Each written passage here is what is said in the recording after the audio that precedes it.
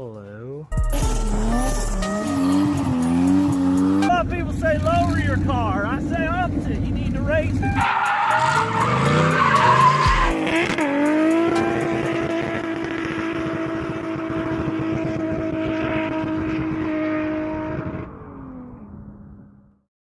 Oh.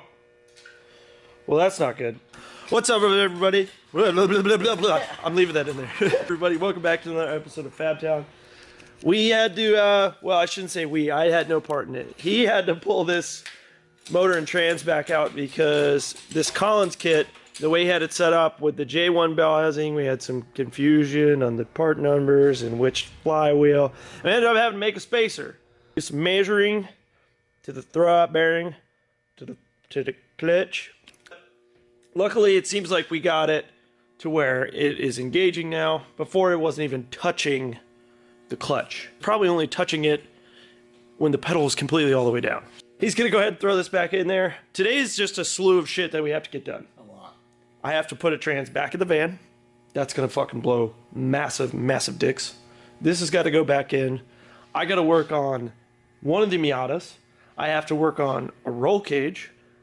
I have infinite shit to do.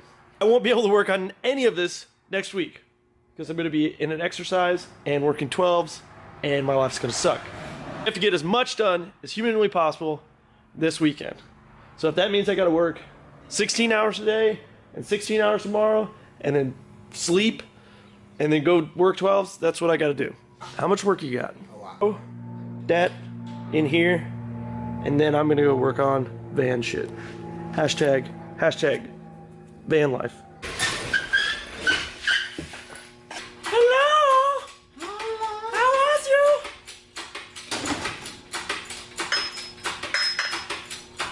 That's how you fix it. You get the caps. Harder than it has to be now. When it's coming out, it's fine.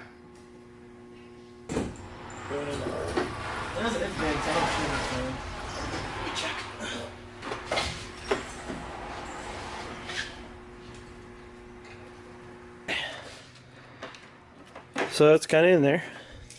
There's no motor mounts on yet, but with these excessive kits, sometimes it's a little easier to get the trans mount up into position and like loosely installed so that you can then mess with the front to back position of the motor.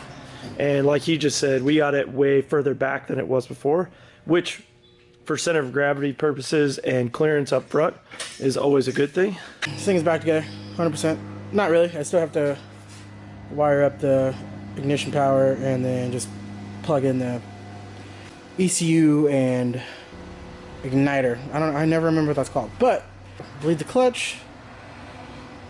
Charging the battery right now because the alternator is not hooked up yet since it's one of those shitty 3-plug ones and for some reason it doesn't want to connect to it. Had some serious issues with the clutch not disengaging after we made the spacer, after we did all this shit, right? And then CD09 problem. Apparently, if you shove a pipe in the wheel against the brake caliper, it will dislodge whatever seized clutch you have, and then that will tell you whether or not it's disengaging. The clutch works? So apparently the clutch plate or the clutch disc was probably fouled or seized or analed. That was actually probably that was probably part of the problem. Keep your anal clean, kids. Yeah, keep your anal clean. Keep your anal clean.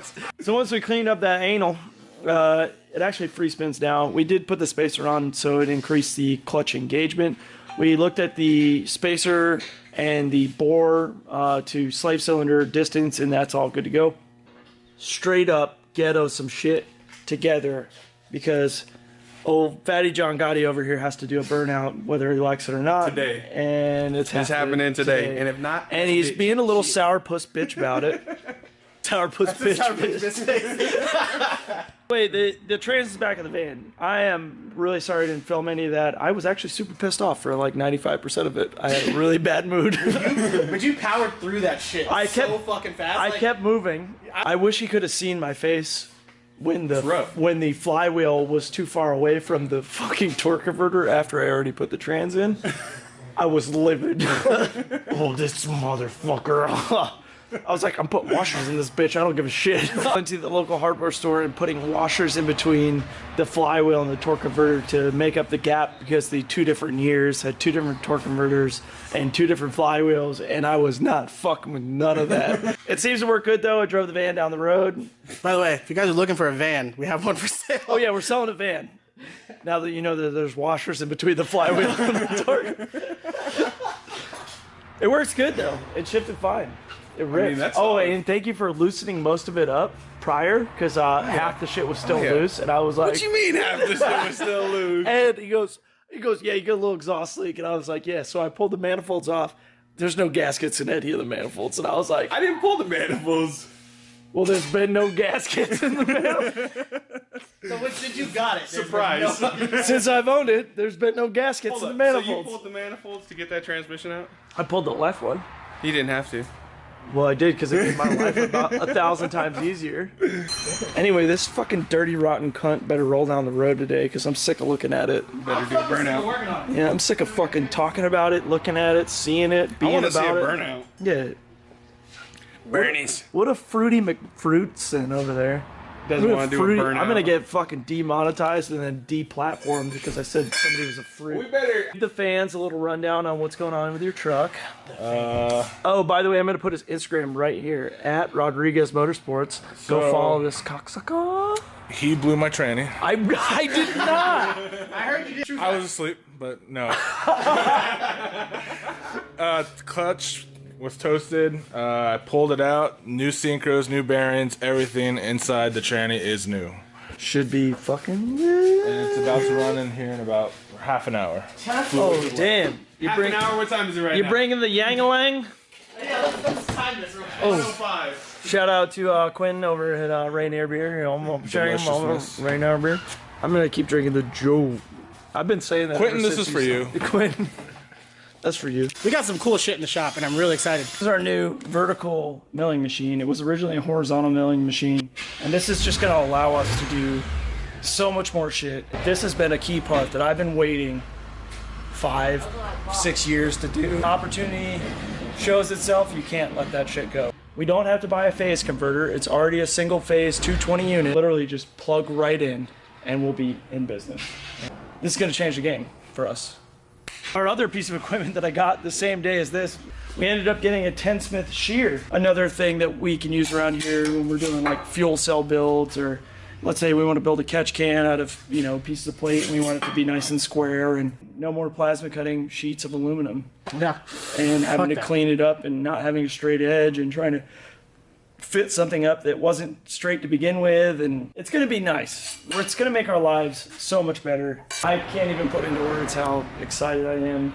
I've been like a kid on Christmas with this thing, and for the price, it's something that you just can't.